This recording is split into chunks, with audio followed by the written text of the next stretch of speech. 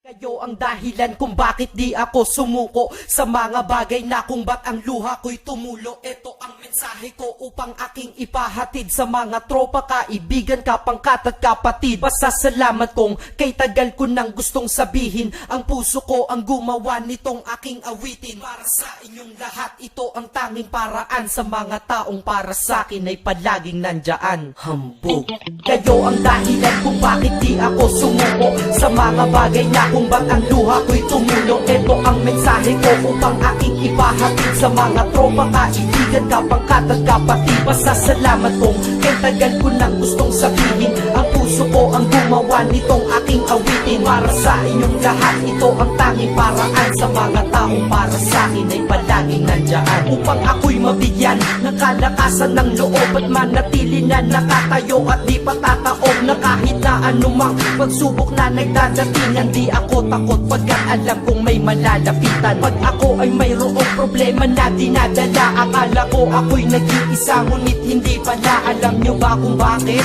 Kasi andyan sila, handa na iabot ang tulong nagmula sa kanila. Walang reklamo at walang hinihingi na kapalit. Kaya di lang kaibigan turing ko kundi sang malapit na kapatid. Sila'y kinikilala kong ikalawa na pamilya. Wag ko daw isiping mag-isa ka pa. Dahil sila'y aking sandalan, di ako pinabayaan. Damahin ko kalungkutan, di nila pinapayagan. Kung wala kayong lahat kaibigan ko, marahil wala na rin ako. Ngunit nandito pa ako dahil kayo ang dahilan kung bakit di ako sumuko sa mga bagay na kung ba't ang luha ko'y tumulo. Ito ang mensahe ko upang aking ipahatid sa mga tropa, kaibigan, kapangkat at kapatid. Pasasalamat kong kay tagal ko nang gustong sabihin. Ang puso ko ang gumawa nitong aking awitin. Para sa inyong lahat, ito ang tanging paraan sa mga taong para sa akin ay palaging nandyan. At di kayo nawawala at di ako tinalikuran. Yan ang dahilan kung bakit hindi ko kinalimutan ang aking pinagmulan. Pakikisama nangunguna pag nakita ka ng tropa, sasabihin shot ka muna. Pag nabatrip sa pamilya, lalabas ka lang ng bahay. Lakad lang ng konti, andyan sila at merong tagay na inyong pagsasaluhan at inyong pinapaikot. Simpleng tulong yan nilang unti-unting pinapalimot. Ang problema mong pasan-pasan sa mga pangyayari sa tahanan o sa pera o kahit pa sa babae. Kahit sa gulo o away, tila ba mga sundalo, di pwedeng maiwan ang isa manalo o matalo. Ganyan ang kaibigan ko, mas kilala bilang barkada. Kung ako'y mamamatay na bukas,